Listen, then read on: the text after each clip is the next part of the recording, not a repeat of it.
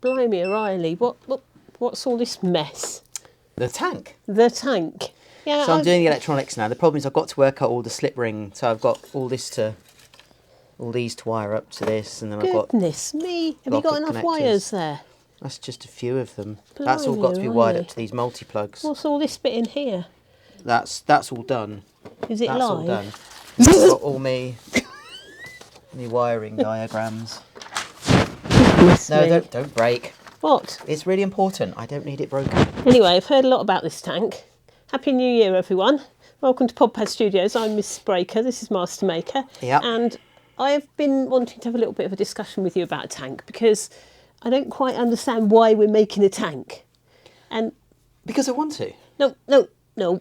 That's not really a good answer. What a good answer is because, you know, I don't know, there's lots of other reasons for making a tank, and I've heard some rumblings. About, the other day I looked on our Facebook page and there's a whole full-scale tank that looks a bit like this but seems to be bigger.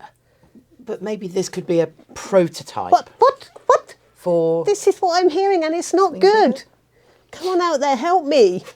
I think we actually need some comments and some votes. I think we need a poll. I think we need to do a poll. You cannot just build a full-size tank. Why not? It probably is illegal, or it's, you know, let's just make a weapon.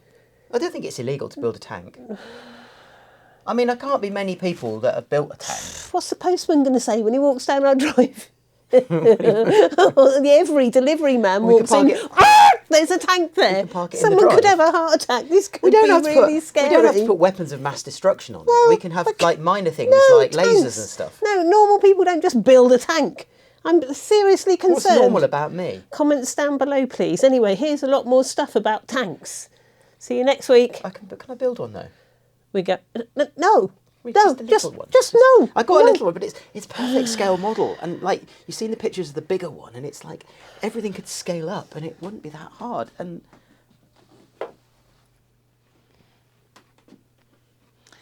right, I just thought I would show you just a small amount of the electronics that go into a typical project. Now, I don't know what this is, part 4, part 5, part 6, part 7, I don't know, but anyway, the electronics bit. So, all of this that's on this board is going to go into the tank. Now, this is pretty typical of the starting point for a droid. So I'm going to go through, I get asked by lots of people, what electronics do you put into things to make them move and how do you do it? And so I thought I'm going to very briefly go through what we do. So, it starts off, big speed control. That is the big Sabretooth 60 amp, dual 60 amp speed control. That's going to go in the tank. That's going to control the main drive motors in the tank.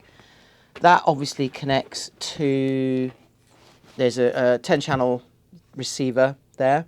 At the moment that's plugged into another speed control, which is a little 12 times 12 dual Sabretooth, which is going to which will do the turret and the elevator on the turret. So there's 2 of those. I said obviously that's connected to the receiver, and we'll have lots of channels on that. A earth bar, because obviously we've got lots of things that connect to things. Obviously fuse box, because everything goes through a fuse box, and I've only got 4 fuses on this one. I'd normally run a lot more, but because of the circuits, it's much simpler on here. Charging circuit, so that's the same charging port that I use and everything. That's all made up, ready to go straight onto the battery. I'll come on to the sound system. Obviously batteries aren't here. 224, so it's a 24 volt system, 2 12 volt lithium batteries, and then to step it down to 12 volts I'm using a 20 amp 24 volts 12 amp converter, so that will step it all down to 12 volts. The UBEC that I'm using is this one, which is a nice little chunky one. This is a 25 amp UBEC. Again, that will step down to, from whatever I want, 24 or 12, down to multiple voltages on this one, so I get my 6 volts to run things like my servos. Now obviously I've only got one here, there's going to be quite a lot in the tank. That's a 360 servo, which will run the little radar system on top, which of course will be plugged into the receiver. What else? Right, all this stuff here is an FPV transmitter. So an FPV transmitter, it's on 5.3 gigahertz, 5.8 gigahertz, can't remember. That'll be, a camera will be connected to that, and that'll give me obviously the ability to see through the tank onto an external screen. What else have I got? Right, lots of LEDs. These are the Tank LEDs, brake lights. They're very, very bright. They're going to be really, really good. They run on 12 volts as well, which is really, really good. I'm going to try this thing for the first time. Now, I'm assuming that lots of model makers out there know exactly what this is. It's a very clever little gadget that allows me to plug this straight into the receiver and get all my lights flashing. So I'm going to test it. They're very, very cheap, but I'm also wondering whether I can use it for RF switching. But again, I'll explain that in a moment. Slipring, obviously that's going to go into the turret, and that's going to allow the turret to turn 360 degrees. And the way I patch off that, because obviously I need a connector on that, I use these sort of things. Old computer connectors, which I will cut, and then I've got block connectors. So they're very simple way, very efficient ways of connecting things together. Lots and lots of wiring. I use a straightforward, I'm using a 100 amp trip on the main primary input from the battery to the speed control, and obviously we've got 70 amp cut-offs on each motor as well. Now, sound. Obviously I've got my trusty JBL. That's actually going to go into the tank. Now, it's been connected to the soundboard, which I did a video on earlier. It's a great little soundboard, and the idea is that it just connects straight to this. I can put my SD card in there with my different sounds on it. And then these are triggers. These triggers will go off to radio frequency triggers, which will connect directly to my radio. Now, the reason I'm doing that and not doing the usual button, press a button to trigger a sound, is that if I run it all through RC switches, I can use the logic gates and switches in the radio to do some very clever stuff with the sound. So what you normally would use is a sound module. Let's say the tank starts up, then the engine revs up, and it does all that kind of stuff. I don't need to buy any of that because I can actually do that all in the radio just by programming clever sounds on those and running those different sounds in sequence. I found over the years, there's no point in running amplifiers and speakers. By the time I've run amplifiers and speakers, they take up the same space as this, and these things are awesome. This will run for 24 hours on its own batteries, and they are incredibly loud. So I use these all the time in everything. That is it so far. That is just some of the bits that are going to go in the tank. And obviously, as I mentioned before about the tank, there's not a huge amount of space. And these things really don't lend themselves very well to being waterproof. So I need to think this through a little bit about how this will all be mounted in there. If we come across to the tank, to get to all this, I don't need to strip it all down. I've got these panels here, and if I just move the turret across a little bit, they all come off. They're all steel, and they're all magnetic, and that's where I will get to the cut-off switches and other bits and pieces. Now, obviously, I'm not going to be working through that tiny little hole to get everything in there. All of this will be stripped off, electronics will be put in, and it'll all be rebuilt. But there you have it. Right, so you saw all the electronics for the tank laid out on the workbench. What I'm doing now is I've kind of partially taken it apart, and I'm making up the control boards. So I use this stuff, which is I don't know, it's probably about 4 or 5 mil thick foamex board. And it's just a good way of mounting all the components.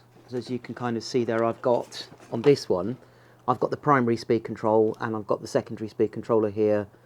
So this is a 60 amp speed controller, this is the smaller 12 amp speed controller, which will run the turret and the elevator on the gun. All of this will come to a common earth bar and then onto the fuse box, and I'm running the TD, at the moment I'm running the TDR10, that's what I've got set up here, but I might switch that out for a TDR18, I don't know yet, I haven't decided on that yet. This will basically go down inside the tank in here on the board, and because it's going to be mounted on the board, I do this in lots of things, it's kind of floats, so the vibration is taken by the mechanism, so this isn't subjected to a huge amount of vibration. I don't think it's an issue because I've mounted these solidly in all sorts of things and they've never been a problem at all.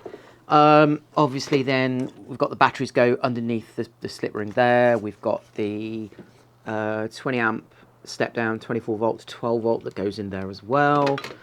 What I might do with this, now I'm going to explain this and the soundboard in another video because I have got a very interesting idea.